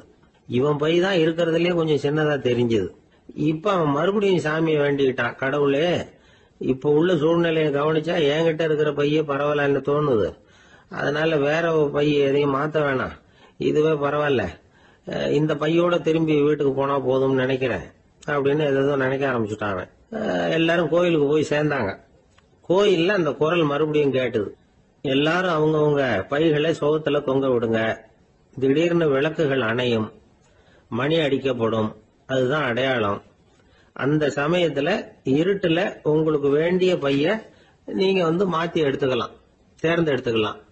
வெளிச்சம் இருக்கிறப்பவே உங்களுக்கு பிடிச்ச பைக்கு பக்கமா பார்த்து நீங்க நின்னுக்கலாம் அப்படின்னு சொல்லி விவரம் சொல்லிச்சான் அந்த குரல். அப்படி சொன்னதுக்கு அப்புறம் திடீர்னு விளக்கு அணைஞ்சுது, மணி அடிச்சுது.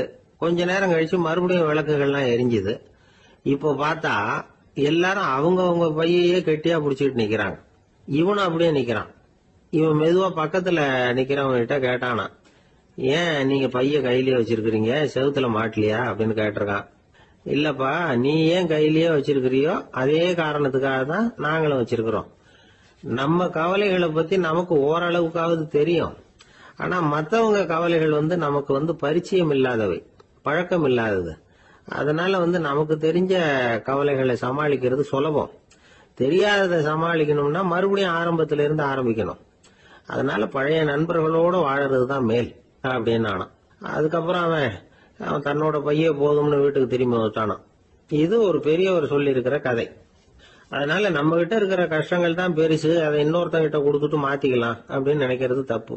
இதே மாதிரி இன்னொரு சம்பவம். ஒரு ஊர்ல ஒரு நாள் ராத்திரி ஆகாயத்தில இருந்து கடவுள் குரல் கேக்குது. இந்த ஊர்ல இருக்கிற ஜனங்கள்லாம் கொஞ்சம் கவனிங்க, உங்களுக்கு ஒரு செய்தி. அதாவது இங்க இருக்கிற ஜனங்கள்லயே கொஞ்சம் கூட கவலையே இல்லாத ஆள் யாருன்னு எனக்கு தெரியணும். அதனால எல்லாரும் அவங்க கவலைகளை ஒரு பையில போட்டு எடுத்துக்கிட்டு கோயிலுக்கு வாங்க அப்படின்னாரு கடவுள். உடனே வரிசையா எல்லாரும் வர ஆரம்பிச்சாங்க. எல்லார் கையிலயும் பை இருந்தது, சின்னதும் பெருசுமா. கவலையே இல்லாத ஆள் யாருன்னு தேடினார் கடவுள். ஒரே ஒரு ஆள் மட்டும் கையில எதுவும் இல்லாம வெறும் கையை வீசிக்கிட்டு ரொம்ப ஜாலியா நடந்து வந்துகிட்டு இருந்தான். கடவுள் அவன்கிட்ட போனார். ஏன்பா உனக்கு கவலையே இல்லையா அப்படின்னு கேட்டார். எனக்கும் சில கவலைகள்லாம் உண்டு அப்படின்னு அவன். எங்க அதெல்லாம்னு கேட்டிருக்காரு கடவுள். பின்னாடி லாரியில வந்துகிட்டு இருக்கு அப்படின்னு அவன். ஒரு ஊர்ல ஒரு ராஜா இருந்தார். அந்த ராஜாவுக்கு ஒரு மந்திரி. ராஜா ரொம்ப நியாயமானவர், நேர்மையானவர், கண்டிப்பானவர். தப்பு செய்யறது யாரா இருந்தாலும் தண்டனை கொடுப்பார். வேண்டியவங்களுக்கு ஒரு நியாயம், வேண்டாதவங்களுக்கு ஒரு நியாயம்ங்கிறதெல்லாம் அவர்கிட்ட கிடையாது.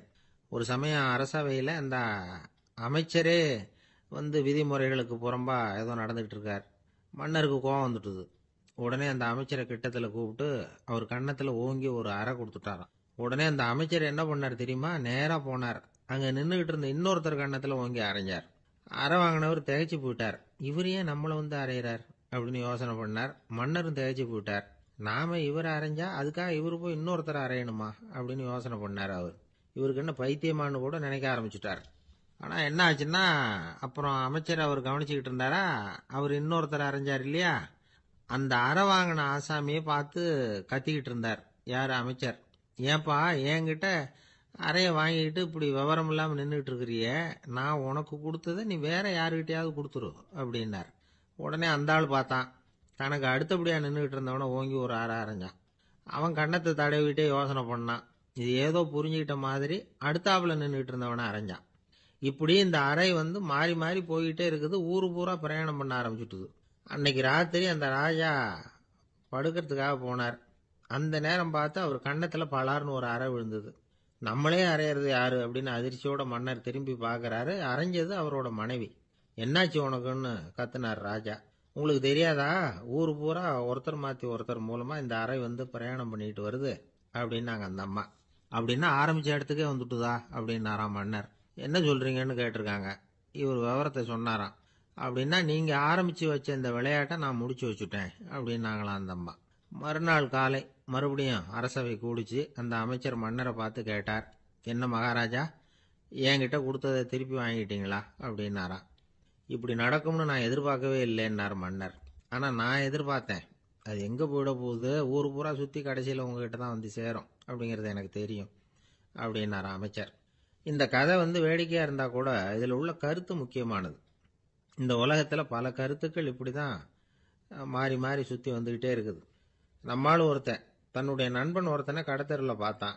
உடனே ஓடி போய் பலார்னு ஒரு அறை கொடுத்தானா. அவன் கன்னத்தை தடவிட்டு ஏன்டா என்ன அரைஞ்சேன்னு கேட்டிருக்கான். நீ ஏன்டா என்ன முட்டாள்னு என் மனைவிட்ட போய் சொன்னேன் அப்படின்ட்டு இருக்கான் அவன். உன்னை ஒரு முட்டாள்னு சொன்னதுக்காகவா நீ என்ன அரைஞ்ச அப்படின்னு கேட்டிருக்கான் இவன். டேய், நான் அதுக்காக அறையலப்பா, அது ஒரு பெரிய ரகசியம். நான் முட்டாள்ங்கிறது அந்த ரகசியத்தை நீ ஏன் எங்க வீட்டுல போய் சொன்னேன், அதுக்காக தான் அரைஞ்சேன் அப்படின்னு அவன். ஒரு சிகை அலங்கார கூடம். ரொம்ப சுறுசுறுப்பா எல்லாரும் வேலை செஞ்சுக்கிட்டு இருக்கிறாங்க. முடிவெட்டிக்க வந்திருக்கிறவங்க நிறைய பேர் எல்லாரும் வரிசையா உட்காந்துருக்கிறாங்க. அந்த சமயத்துல திடீர்னு கதவை திறந்துக்கிட்டு ஒருத்தர் உள்ள வர்றார். அவர் ஒரு பெரிய மனிதர். அவரும் முடிவெட்டிக்கிறதுக்காக தான் உள்ள வந்திருக்கிறார். அவரை பார்த்த உடனே அங்க வரிசையில் உட்காந்துருந்தவங்க எல்லாரும் எழுந்திரிச்சு அவர்கிட்ட வந்துட்டாங்க. அவரை சுத்தி நின்றுட்டாங்க. எப்படி இருக்கிறீங்க, நல்லா இருக்கீங்களா அப்படின்னு விசாரிக்க ஆரம்பிச்சுட்டாங்க. எல்லாம் முடிஞ்சதும் வந்தவர் கேட்டார், வரிசையில கடைசியா இருக்கிறவர் யார் அப்படின்னு கேட்டார். ஏன்னு கேட்டாங்க. நான் அதுக்கு அடுத்தபடியா உட்காரணும், அதுக்காக தான் கேட்கறேன் அப்படின்னார். உடனே அங்க இருந்தவங்க எல்லாம் என்ன சொன்னாங்க தெரியுமா? நீங்க வரிசையில காத்திருக்க கூடாது, நீங்க அரசாங்கத்தின் தலைவர், உங்களுக்கு நேரம் முக்கியம், அதனால நீங்க முன்னாடி போங்க அப்படின்னு சொன்னாங்க. ஆனா அதை அவர் கேட்கல. தோழர்களே, உங்களுடைய கருத்துக்கு ரொம்ப நன்றி. எல்லாரும் வரிசையா தான் வரணும், அதுதான் முறை. வரிசையில வரணுங்கிற நடைமுறையை நானும் பின்பற்ற விரும்புறேன். நாம எல்லாரும் சமமானவர்கள் அப்படின்னார். இப்படி சொல்லிவிட்டு வரிசையில கடைசியா இருந்த ஒரு நாற்காலியில போய் உட்காந்துக்கிட்டார்.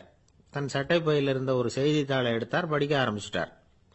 ஆனா அங்க இருந்தவங்களால இதை பார்த்துக்கிட்டு சும்மா இருக்க முடியல. ஒருத்தர் எழுந்திருச்சு வந்தார். ஐயா, இப்ப என்னுடைய முறை வந்திருக்குது, நான் தான் போக வேண்டிய முறை. உங்களை இங்க காத்திருக்க வைக்கிறத விட ஒரு 5 ஆண்டுகளுக்கு கூட நான் முடிவெட்டிக்காமே இருந்துட முடியும் அப்படின்னார். அவர் மறுபடியும் சொன்னார். ஐயா, நீங்க வரிசை முறையை தாண்டி போக விருப்பப்படல, சரி, ஆனா என்னுடைய முறையை மாத்தி கொடுக்கறதுக்கு எனக்கு முழு உரிமை இருக்குது. இதுக்கு பதிலா உங்களுடைய கடைசி இடத்தை நான் எடுத்துக்கிறேன், இதை நீங்க மறுக்க முடியாதுன்னார்.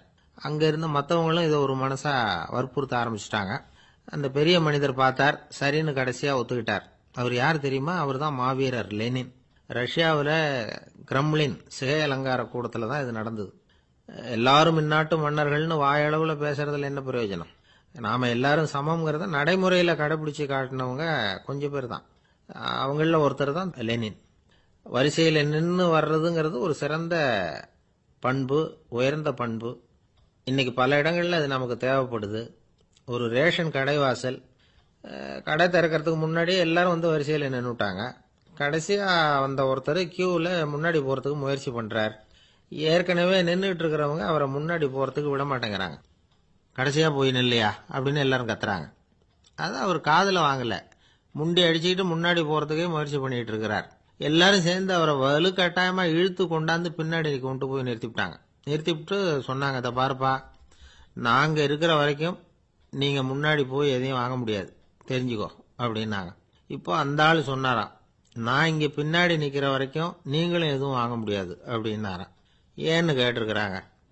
நான் தான் அந்த கடையை திறக்க வேண்டிய ஆள் அப்படின்னா.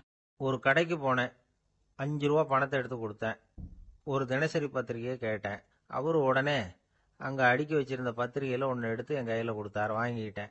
மீதி பணத்தை எடுத்தார், அதையும் என் கையில கொடுக்கணும்ல, கொடுக்கல. எதிரில் இருந்த பலகையில வச்சு எடுத்துக்க சொன்னார். எப்பவும் அவர் அப்படிதான் பண்ணுவார். நானும் எடுத்துக்கிட்டு வந்துடுவேன். இவர் ஏன் இப்படி பண்றாருங்கிறது எனக்கு ரொம்ப நாளா ஒரு சந்தேகம்.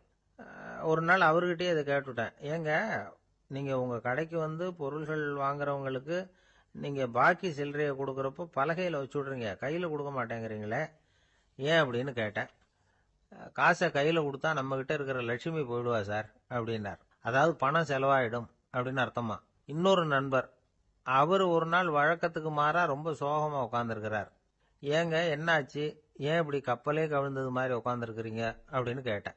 கப்பலே கவிழ்ந்திருந்தா கூட நான் இப்படி கவலைப்பட மாட்டேன் சார், வேற ஒன்று நடந்து போச்சுன்னார். என்னன்னு கேட்டேன். என் உச்சந்தலையில பல்லி ஒன்று விழுந்துட்டுதுன்னார். அதுக்காகவா இப்படி அப்படின்னு ஆச்சரியப்பட்டேன். ஆமாங்க, பல்லி உச்சந்தலையில விழுந்தா பலன் என்னன்னு பஞ்சாங்கத்தில் பார்த்தேன், மரணம்னு போட்டிருக்கு அப்படின்னு சொல்லிவிட்டு அவர் தொடர்ந்து கவலைப்பட ஆரம்பிச்சிட்டார். இப்படியும் ஒருத்தர், என் கூட வேலை பார்க்குற ஒருத்தர் எப்படி தெரியுமா, தினமும் வலது காலை வச்சு தான் ஆபீஸுக்கு உள்ள நுழைவார். என்னைக்காவது தவறுதலா இடது காலை வச்சு உள்ள வந்துட்டார்னா அன்னைக்கு பூரா மனசு சங்கடப்படுவார், எந்த வேலையும் சரியா ஓடாது. கேரம் போர்டு ஆடுற ஒருத்தர் எப்ப ஆட உட்கார்ந்தாலும் ஸ்ட்ரைக்கரை கை தவறி கீழே விழற மாதிரி பண்ணி அதுக்கப்புறம் அதை எடுத்துக்கிட்டு ஆட உட்காருவார். ஏன்னா எப்போ ஒரு தடவை நிஜமாவே அது கை தவறி கீழே விழுந்திருக்குது. அன்னைக்கு பிரமாதமா ஜெயிச்சுட்டார். உடனே ஒரு முடிவுக்கு வந்துட்டார், கை தவறுனா லாபம் அப்படின்னு. அதுக்கப்புறம் அதையே பழக்கமாக்கிக்கிட்டார். பூனை குறுக்க போனா சகனம் சரியில்லைன்னு நினைக்கிறவங்க உண்டு. ஆனா ஒருத்தர் எப்படி தெரியுமா, அவர் வெளியில கிளம்புற சமயம் பக்கத்து வீட்டு ரேடியோவில் மியாவ் மியாவ் பூனை குட்டின்னு பாட்டு சத்தம் கேட்டா கூட போதும், சகனம் சரியில்லைன்னு பிரயாணத்தை கேன்சல் பண்ணிவிடுவார். இப்ப இவ்வளவும் எதுக்கு சொல்றோம்னா, அளவுக்கு மீறின சகுன நம்பிக்கைகள் இருக்கு பாருங்க, இதோட பயமும் சேர்ந்துகிட்டதுன்னு வச்சுக்கோங்க, இது ஒருத்தருடைய மனநிலையை பாதிச்சிடும். இது உளவியல் நிபுணர்கள் சொல்ற கருத்து. வாழ்க்கையே தடுமாற வச்சிரும். பாதுகாப்பு இல்லாத உணர்வு, ஒரு விதமான டிப்ரெஷன் மனநிலை, இதெல்லாம் தான் இதுக்கு காரணமாக அமையலாம். சில பேர் காய்கறி நறுக்க கத்தியை கையில் எடுத்தா கூட நேரம் சரியா இருக்கா அப்படின்னு பார்த்துட்டு தான் வேலையை ஆரம்பிக்கிறது வழக்கம். அறிவு தான் மனசுக்கு வாத்தியாரா இருக்கணும். அப்பதான் வாழ்க்கை நிம்மதியா இருக்கும். அறிவு மனசு சொல்றபடியெல்லாம் கேட்க ஆரம்பிச்சுட்டுதுன்னா இடைஞ்சல் தான். ஒருத்தருக்கு 7ஆம் நம்பர் தான் ராசியான நம்பராம். 7ஆம் தேதி தான் எந்த காரியத்தையும் ஆரம்பிப்பாராம். 7 எழுத்து வர்றது மாதிரி பேரை மாத்தி வச்சுக்கிட்டார். 7 மணிக்கு தான் தினமும் எழுந்திருப்பார். 7ஆம் நம்பர் வீட்டில் தான் குடியிருக்கார். கல்யாணம் கூட 7ஆம் தேதி தான் பண்ணிக்கிட்டார். அவர் ஒரு நாள் குதிரை பந்தயத்துக்கு போனாராம். குதிரையோட பேரையெல்லாம் பார்த்தார். ஒரு குதிரையோட பேர் 7 எழுத்துல அமைஞ்சிருந்தது. 7 தானே இவருக்கு அதிர்ஷ்ட நம்பர். அதனால உடனே அது பேர்ல பணத்தை கட்டினார். பந்தயம் நடந்தது. என்ன சார் ஆச்சுன்னு கேட்டாங்க.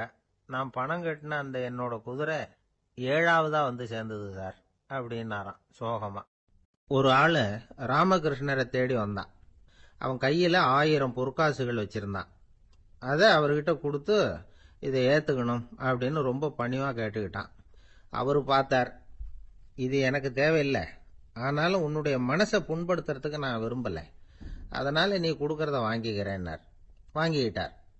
அப்புறம் கேட்டார், இதை பாரு, இனிமே இதெல்லாம் என்னுடையது தானே அப்படின்னார். ஆமா, அதையெல்லாம் நான் உங்களுக்கே கொடுத்துட்டேன். அவன், சரி, இப்ப நீ எனக்காக ஒரு காரியம் பண்ணணும்னார். என்ன செய்யணும்னு சொல்லுங்கன்னா, இந்த நாணயங்களை எல்லாம் எடுத்துக்கிட்டு போய் கங்கை நதியில எரிஞ்சுட்டு வா அப்படின்னார். இவனுக்கு அதிர்ச்சியா போச்சு. என்ன பண்றது, இனிமே அது முடியாதுன்னு சொல்ல முடியாது. ஏன்னா அந்த நாணயங்களை எல்லாம் அவருக்கே கொடுத்துட்டான். இனிமே அதெல்லாம் இவனுடையது இல்லை. பேசாம அவ்வளவே அள்ளிக்கிட்டு ஆத்தங்கரைக்கு போனான். போனவன் ரொம்ப நேரம் திரும்பியே வரல.